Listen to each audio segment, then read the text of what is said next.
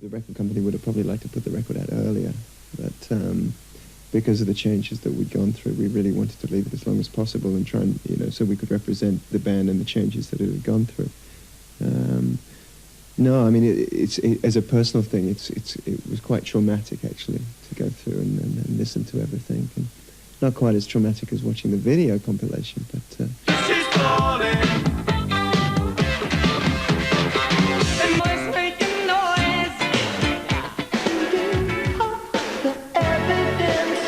I think we've finally figured out how to make a rock and roll record that sounds like it's never been made before, which is really what I've always been trying to do.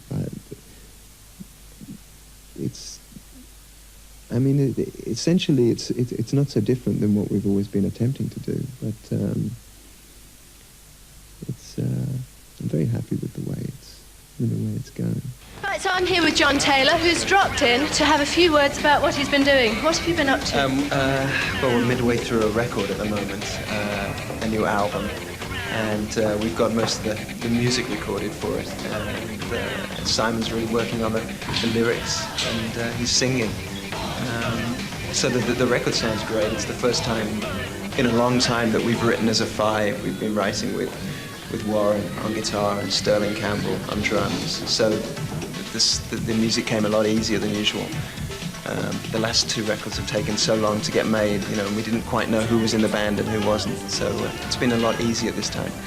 Do you think it's still easy for Simon, though? Do you have to nag him? Well, yeah, we always have to nag him. He responds under pressure, so the cliche goes. Yeah, I mean, we always seem to be, it always seems to be the last thing to do. We always seem to have the music, and we turn to Simon and say, fill up the gaps with words. It's just always the way it is. Do you still feel now, after sort of 10 years, quite as inspired, or do you feel like you'd like to be doing other things to sort of balance your activities with Duran? I don't know. I've always wanted to do other things, but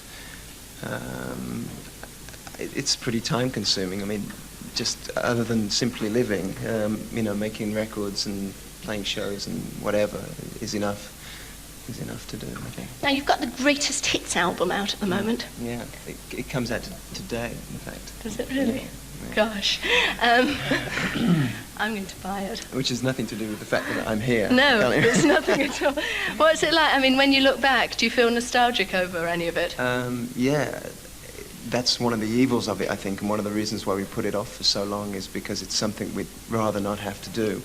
And I think it was a record that the record company would have liked to have put out a long time ago, but we really wanted to try and get as far away from everybody's idea that the group split and stopped having hits, a long time ago. So we wanted to let it go as long as possible so that we were able to balance out the older stuff with the new stuff.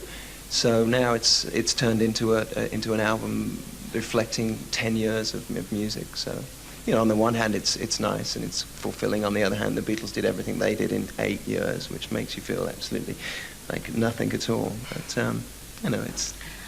Which tracks do you like best now when you look back on them? Well, there are certain elements of certain songs that I think we really got right. And like View to a Kill, I really like the intro and the verse, and then it gets to the chorus, and I just think, oh no, it's horrible. And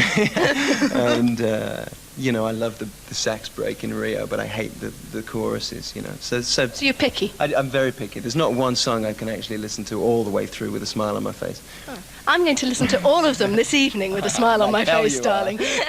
And now we did ourselves called Burning the Ground, and we've actually used, the whole thing is made up of samples, the drum tracks from Wild Boys, the bass lines from Rio, the opening vocal lines from Planet Earth, and we've kind of meshed it all up, so that was fun to do.